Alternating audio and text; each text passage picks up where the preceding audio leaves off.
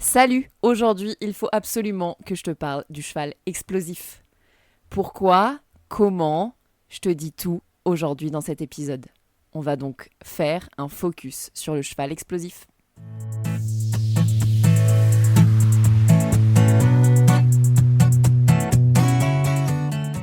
Salut, bienvenue dans À Cheval, le podcast de l'équitation collaborative.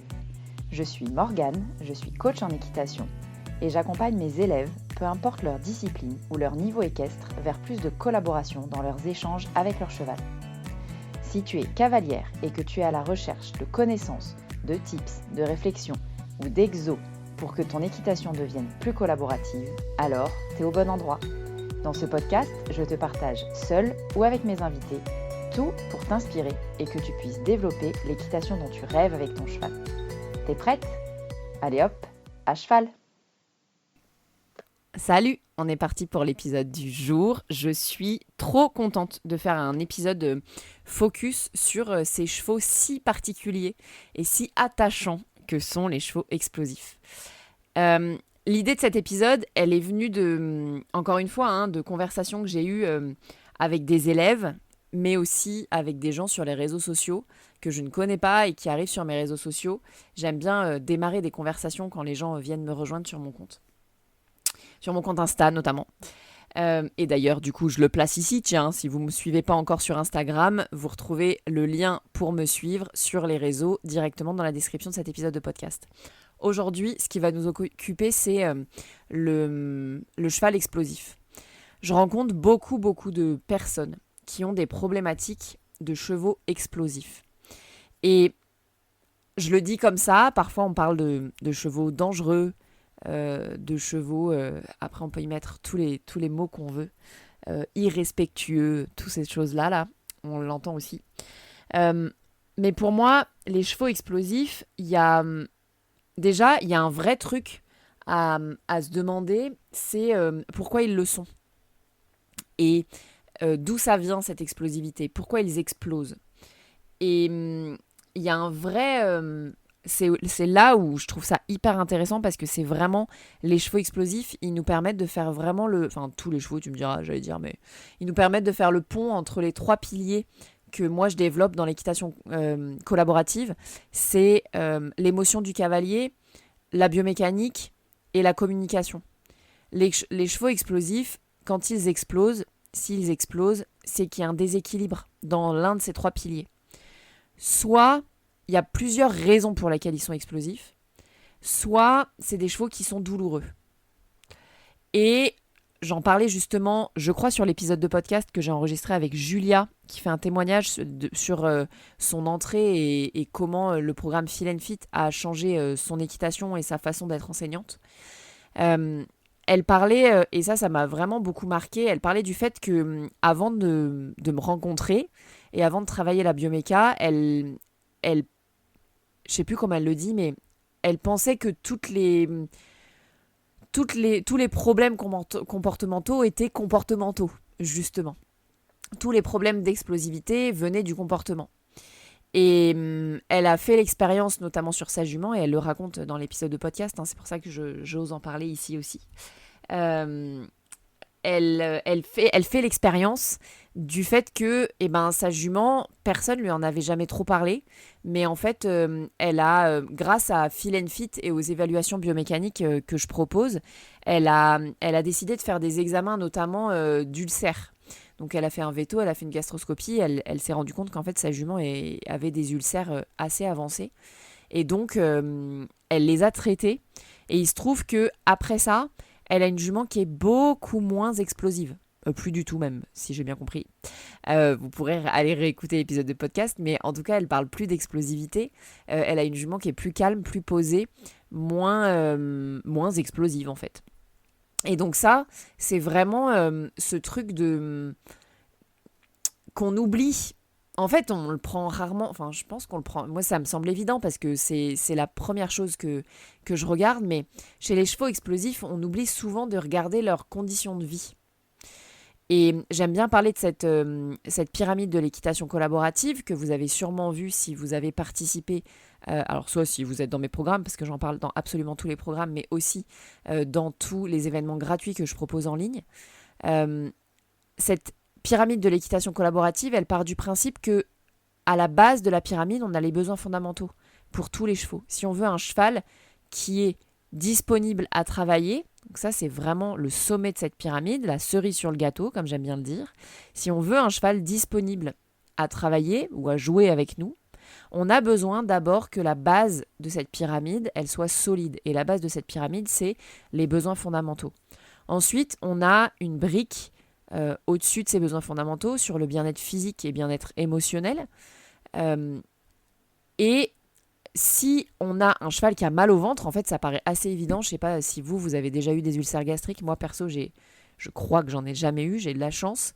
Mais ceux qui ont eu des ulcères gastriques, les humains, peuvent raconter à quel point c'est douloureux et handicapant au quotidien. Et donc, chez les chevaux, c'est la même chose en vrai. Si jamais ils ont mal au ventre, ils peuvent difficilement être disponibles à interagir avec nous. Et ça, on le sous-estime souvent chez les chevaux explosifs, chez les chevaux tout court en vrai, mais chez les chevaux explosifs particulièrement. Parce qu'on part toujours du principe que les problèmes d'explosion, c'est des problèmes de comportement. Donc on essaie de régler le problème de comportement du cheval. Et j'en viens du coup au deuxième pilier que ça vient chercher chez moi souvent, c'est comment il est le cavalier dans tout ça. C'est-à-dire que très souvent, quand on a un cheval qui explose, en réalité, on a un cavalier qui est crispé au bout de la longe. Ce qui est complètement normal, puisque c'est difficile d'être complètement détendu si on sait que notre cheval peut sauter en l'air à tout moment. Et quand on est à cheval, j'ai envie de dire encore plus. C'est difficile d'être décontracté si on sait qu'à tout moment, on peut se faire décapsuler là-haut. Donc, il y a un vrai truc, en tout cas, par contre, à bosser, c'est plus on est crispé, plus nos chevaux sont crispés, plus nos chevaux sont crispés, plus on est crispé. Et on rentre dans un espèce de cercle vicieux comme ça. Donc il y a un deuxième, quand nos chevaux sont explosifs, il y a une deuxième question à se poser, c'est comment je suis moi ? Et potentiellement, comment mon cheval il est avec d'autres ? Ça peut être intéressant de faire intervenir des professionnels dans ces moments-là pour voir si, même avec quelqu'un de vraiment relâché, le cheval reste explosif.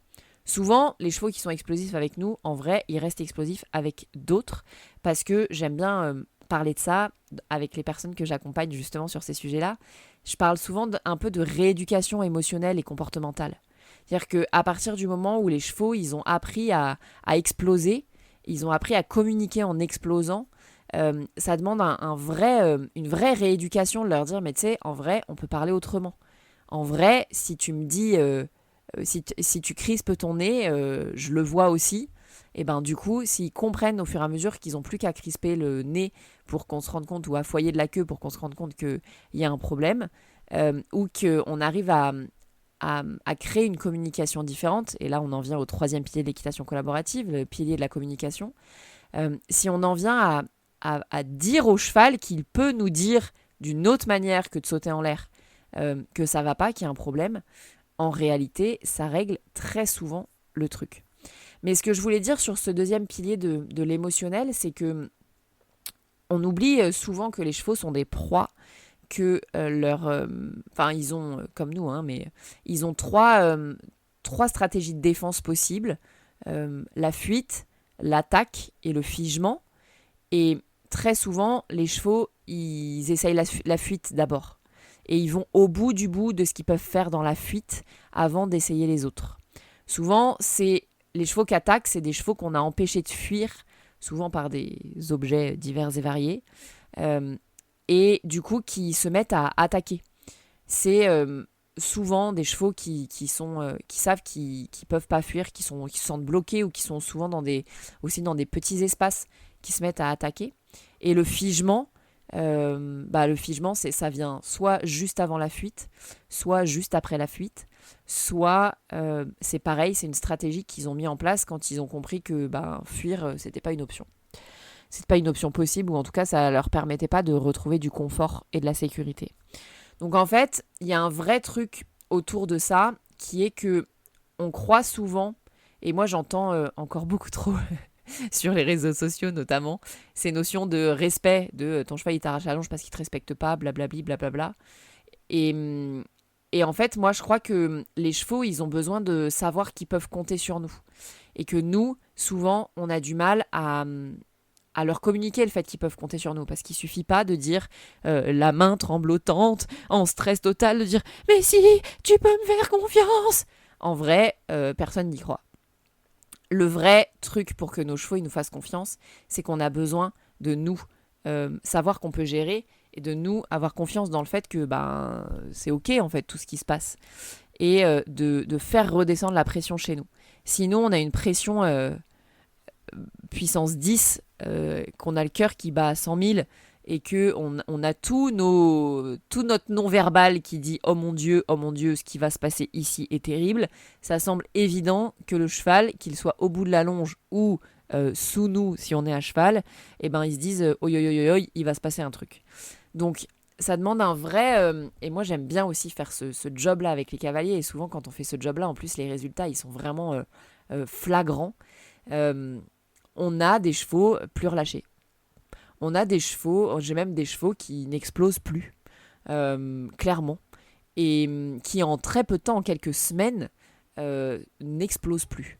Parfois, le changement, il est radical. Parfois, on fait, avec les accompagnements, notamment l'accompagnement qui est vraiment focus là-dessus, qui s'appelle Zen à cheval, on a des changements en 1 mois de travail avec la plateforme de formation en ligne, 1 séance avec moi en visio, et parfois les chevaux n'explosent plus. Et c'est assez dingue. Ou alors il faut vraiment qu'il se passe quelque chose de dingue pour qu'ils réexplosent. Mais en vrai, exploser, ça leur demande...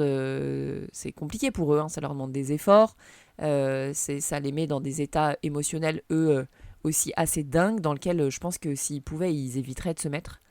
Et donc si on leur permet de comprendre qu'ils sont en sécurité avec nous, pas en leur disant t'es en sécurité avec moi sans y croire, ou en leur donnant des carottes, parce que ça aussi ça fonctionne assez peu en fait pour gagner la confiance sécuritaire. Les carottes c'est pas une stratégie, en tout cas c'est pas du tout celle avec laquelle moi j'ai des résultats les plus flagrants. La stratégie avec laquelle j'ai les résultats les plus flagrants, c'est celle du travail sur l'émotionnel du cavalier. Et c'est vraiment ça, c'est en faisant redescendre notre propre pression qu'on se rend compte que nos chevaux se remettent à respirer, en fait, tout simplement. D'ailleurs, si vous avez envie de faire ce petit exercice-là, de simplement, sans rien demander à vos chevaux, aller à côté et prendre des grandes inspirations et prendre les grosses expirations, une grande expiration qui vide vos poumons et qui relâche la pression avec vraiment cette intention-là, vraiment bouche ouverte, bouche relâchée, presque comme si vous... que quand vous vous asseyez sur le canapé le soir, là, ça fait trop du bien. Essayez d'aller respirer un peu comme ça à côté de vos chevaux. Vous allez voir que souvent, ils se mettent à respirer pareil. Et c'est assez ouf. Et en faisant ça, mais aussi d'autres techniques, parce que c'est bien facile à dire, Morgane, qu'il faut que je respire dans les situations de stress, mais va en vrai respirer dans les situations de stress. Nous aussi, ça nous demande une espèce de rééducation émotionnelle. J'aime bien l'appeler comme ça. La rééducation émotionnelle, elle est hyper intéressante chez l'humain en plus parce qu'elle est utile dans les moments de stress avec les chevaux, mais elle est aussi utile dans la vie des gens. Et le nombre de personnes avec qui je travaille sur ces situations-là, de stress avec leurs chevaux, explosifs parfois, mais pas que, et qui me disent « Mais Morgane, tu te rends pas compte en fait, les séances qu'on fait ensemble, elles changent certes ma communication avec mon cheval et ma relation avec mon cheval, mais elles changent aussi ma vie entière, où les gens me disent qu'ils sont moins stressés au quotidien, moins relous du coup avec leur entourage, que du coup ils ont des meilleures relations avec les autres.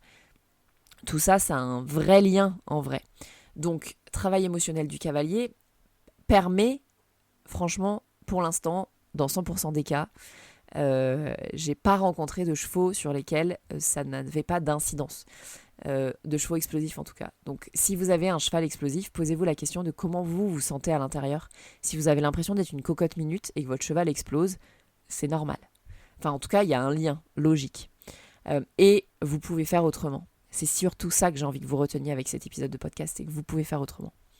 La troisième raison pour laquelle les chevaux explosent souvent, quand il n'y a pas de problème de douleur, quand on a un cavalier qui est souvent relâché au bout de la longe, c'est les problématiques de comportement.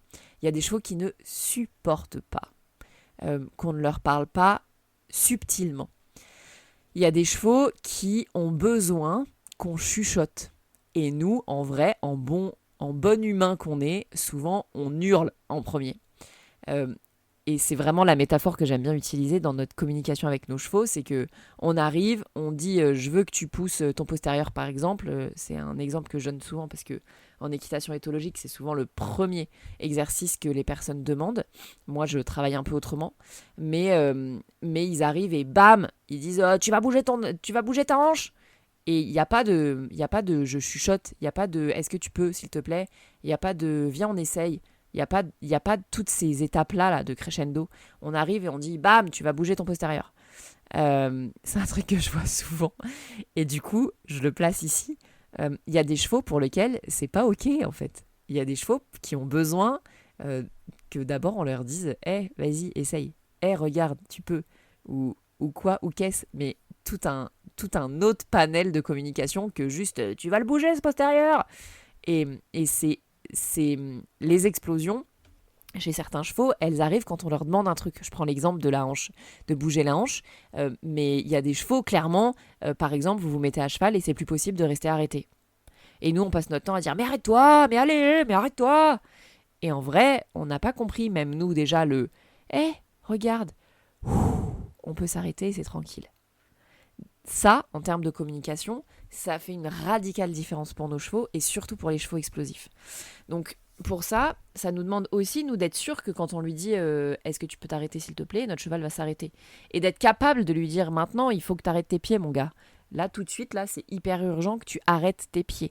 Parce qu'il y a un danger. Moi, je fais beaucoup d'extérieur. Si vous écoutez ce podcast depuis longtemps, vous le savez. J'adore l'extérieur. Je suis une cavalière de complet au départ.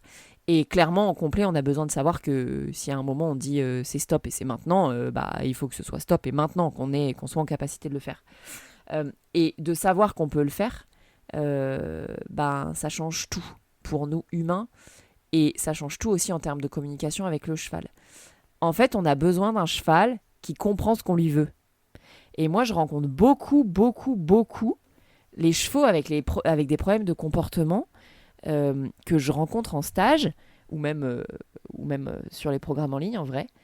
Je me rends compte qu'en fait, ils comprennent pas ce qu'on leur veut. Et nous, on est là à leur dire je veux que tu fasses ci, je veux que tu fasses ça. Mais pour eux, c'est pas clair. Mais alors, pas clair du tout. Tous les chevaux qui sont en défense sur le mort, par exemple, le nombre de chevaux qui sont en défense sur le mort, et pour le coup, quand ils comprennent ce que le mort veut leur dire, ils sont plus en défense sur le mort. Ou des chevaux, quand on leur monte dessus, qui tout de suite se mettent à marcher vite, machin, et on est dans une espèce de fuite freinée permanente, là. Souvent, c'est des chevaux qui, en vrai, ils n'ont pas compris ce qu'on leur veut. Quand il n'y a pas de problématique de douleur, on s'entend. Parce qu'il y a des chevaux qui ont des problèmes de douleur. Donc évidemment, s'ils ont mal au dos par exemple et qu'on leur monte sur le dos, il y a des chances qu'ils essaient de trouver une stratégie pour avoir moins mal. Ou en tout cas, fuir la situation.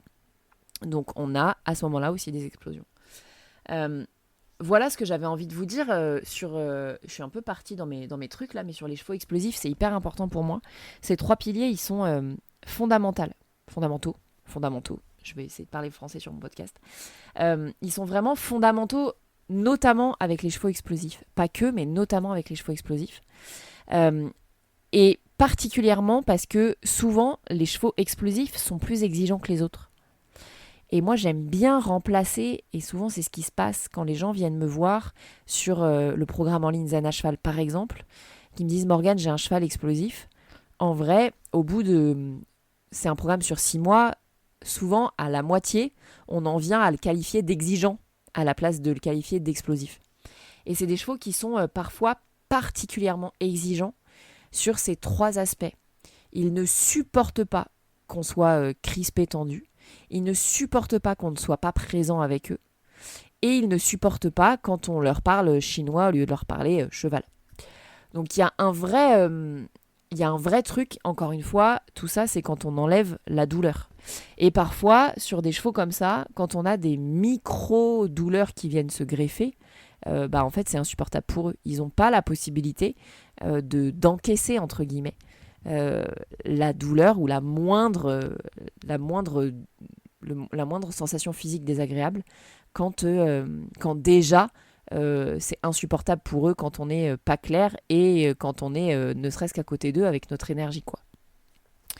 Donc il y a un vrai, sur ces chevaux explosifs là, il y a un vrai job à faire de d'abord vérifier que d'un point de vue douleur, il n'y a pas de problème. De vérifier que les besoins fondamentaux sont respectés. J'aime bien prendre cet exemple-là, mais quand les besoins fondamentaux ne sont pas respectés et que votre cheval soit a faim en permanence, soit dort mal, et ben moi, quand j'ai mal dormi, franchement, je suis mal luné. Et du coup, ça me semble assez évident que mon cheval, il soit pas méga disposé à avoir une collaboration parfaite quand ils ont passé une nuit horrible, quoi.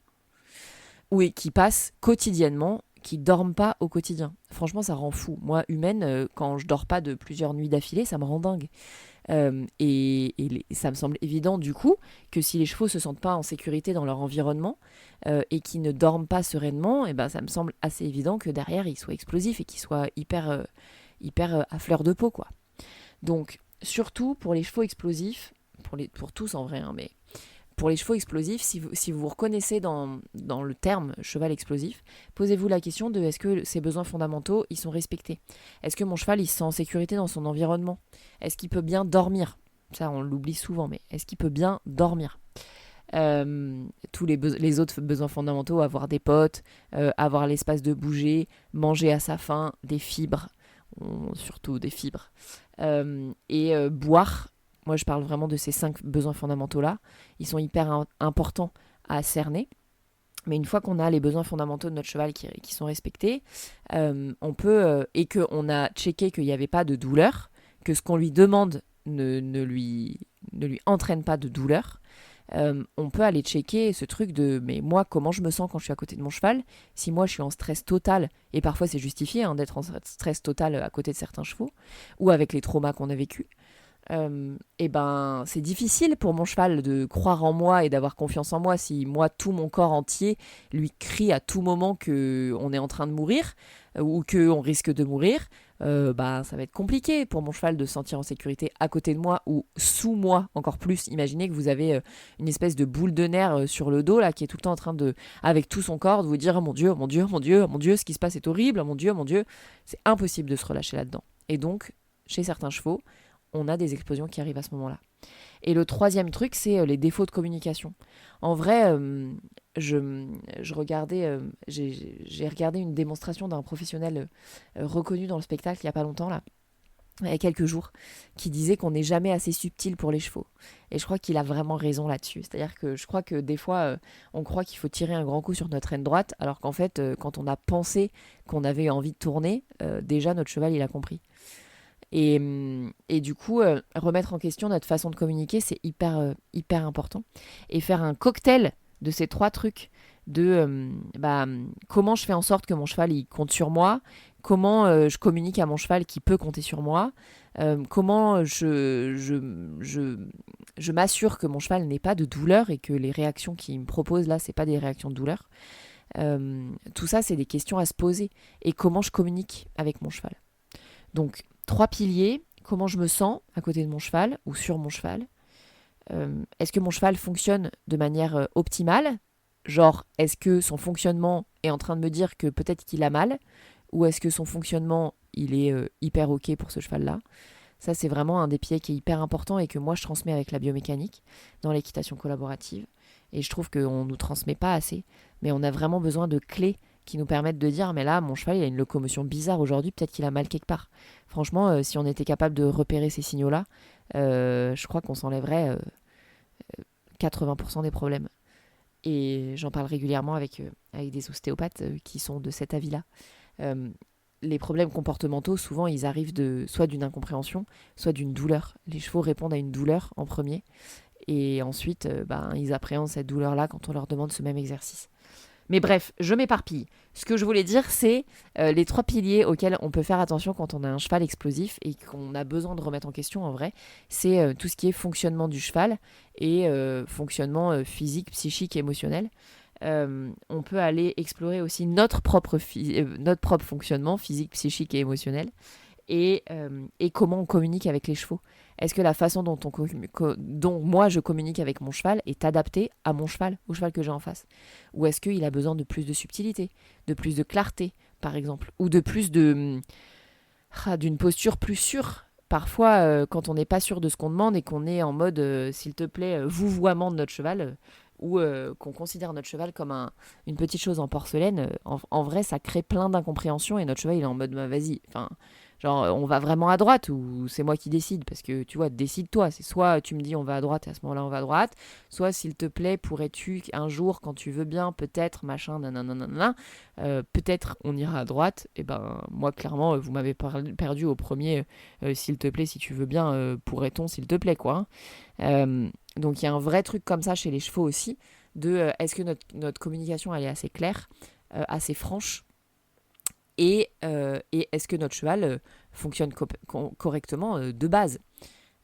Voilà. Donc, sur les chevaux explosifs, moi, ce que j'aime, c'est que c'est des chevaux qui sont particulièrement exigeants de ces points de vue-là. Et qu'on ne peut pas passer à côté d'un de ces piliers quand on a un cheval explosif. Il nous manquera toujours quelque chose. Et si, par exemple, on a des douleurs qu'on n'a pas su cerner, on peut passer par le côté comportemental, mais le côté comportemental, il a ce risque-là de... Moi, du coup, c'est pour ça que c'est important pour moi, les chevaux explosifs, de leur expliquer qu'ils peuvent communiquer autrement, mais surtout, de leur dire qu'ils peuvent communiquer quand même. Parce que quand on leur dit ça c'est plus ok, c'est plus possible, mais qu'on leur donne pas d'autres solutions de communication, bah parfois ils passent de explosif à renfermé. Et certes, ils font tout ce qu'on leur dit quand on leur dit, mais en vrai, ils ont perdu leur âme, quoi. Ouais, ils sont en mode robotisé. Et c'est hyper important de pouvoir garder ça, garder cette communication et cette discussion possible avec les chevaux. Si jamais vous avez des chevaux explosifs et que vous reconnaissez dans ce que je suis en train de vous dire, bah venez m'en parler sur les réseaux sociaux et venez me suivre aussi sur les réseaux sociaux. Vous pouvez écouter plein d'épisodes de podcast à ce sujet-là. Je pense à tous ceux sur le cadre de référence, notamment celui qui est hyper intéressant aussi, que j'ai enregistré avec Julia, une des élèves de Zen à cheval, qui nous parle justement de qu'est-ce que ça a changé pour elle avec son cheval explosif. Et aller écouter aussi tous les épisodes de podcast au sujet des douleurs d'un cheval qui a mal au dos, de tous ces exercices qui font mal à mon cheval sans que je m'en rende compte. Vraiment, allez vous renseigner de ces 3 points de vue-là et venez m'en parler aussi sur les réseaux sociaux si jamais vous avez des questionnements spécifiques au sujet de vous et de votre cheval. Voilà ce que j'avais envie de vous partager ici sur cet épisode de podcast. J'espère que ça vous aura intéressé. Si vous avez aimé, venez me le dire sur les réseaux sociaux. Ça fait 3 fois que je le dis, je pense, sur cette fin d'épisode de podcast. Vous l'aurez compris, j'aime bien vraiment discuter avec les gens. Avec vous, quand vous venez avec des sujets ou des problématiques. Vous pouvez aussi aller mettre 5 étoiles sur la plateforme d'écoute que vous utilisez. Spotify, Deezer et Amazon Podcast. Je crois que c'est les 3 plateformes qui vous donnent la possibilité de le faire. Vous pouvez aussi vous abonner si vous voulez être mis au courant des prochaines sorties d'épisodes. Voilà ce que j'avais envie de vous dire aujourd'hui. Je suis ravie que vous soyez encore là en cette fin d'épisode et je vous retrouve la semaine prochaine pour un nouvel épisode de À Cheval, le podcast de l'équitation collaborative. À plus!